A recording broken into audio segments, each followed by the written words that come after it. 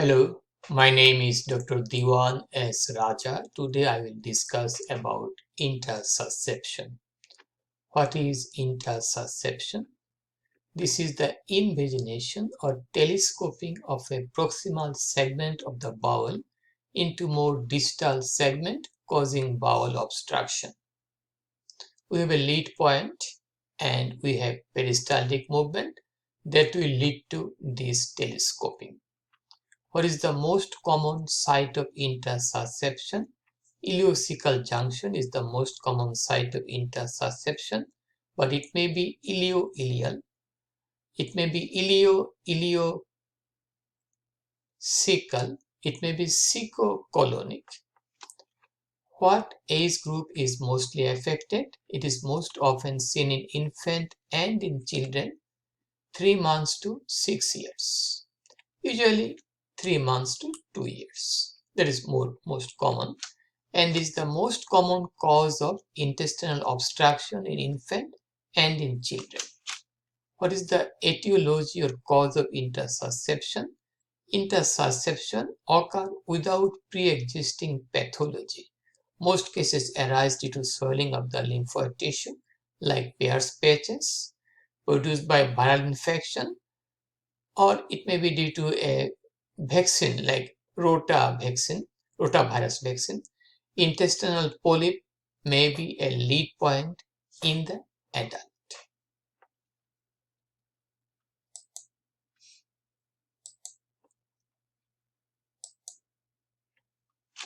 Okay, this is the intussusception. So this is going towards the more distal part. This is invaginating into more distal part. And this is the intussuscipiens, and this is the intussusceptum here. We have 3 layers, 1, 2, 3 layers. Okay. So when it goes in there, it draws the mesentery. So in intussusception, the mesenteric blood vessel will be compromised. That may lead to perforation, sepsis, and peritonitis. So here, intussusceptum, intussuscipiens, this is the ileum, this is the ileocecal junction. This is the most common site of intussusception. This is the cecum area.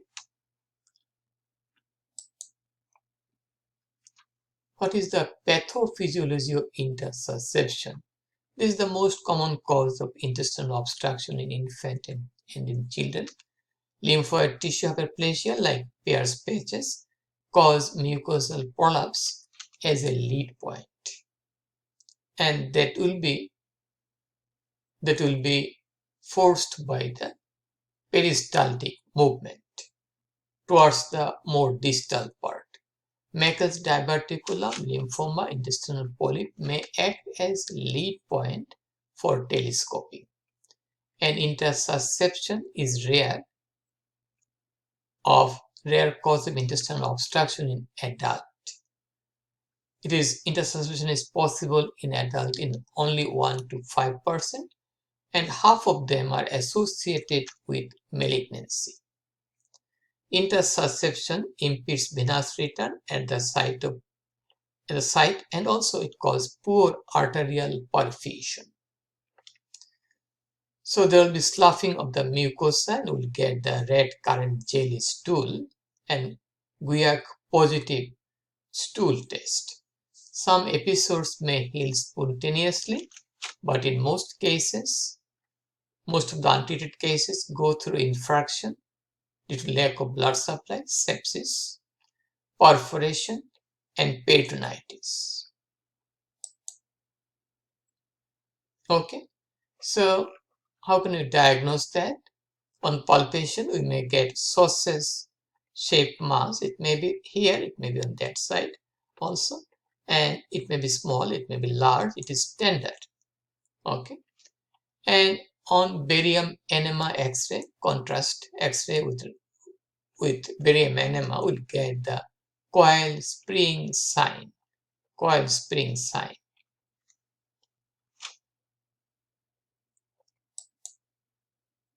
Okay, What are the signs and symptoms of intussusception? Acute intermittent crampy abdominal pain, vomiting and paroxysms of crying, awakening from sleep, and intermittent lethargy may occur.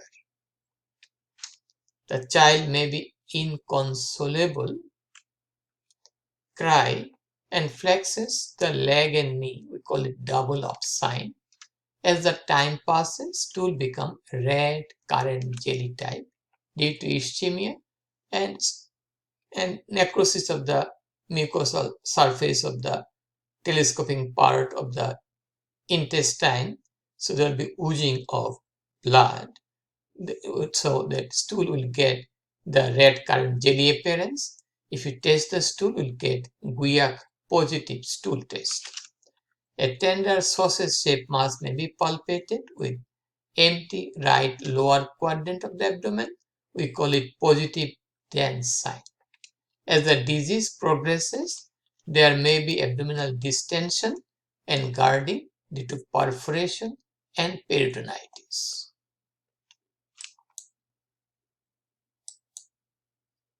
Okay, so how can you diagnose? We do routine test like this. We do the abdominal X-ray, we'll see the features of intestinal obstruction. Contrast radiograph by barium enema will get coil spring sign. Ultrasonography, you can do it, we have just gone through that part. Treatment, diagnosis and treatment is carried out by air contrast enema, but it should be done, enema should be done after surgical consultation.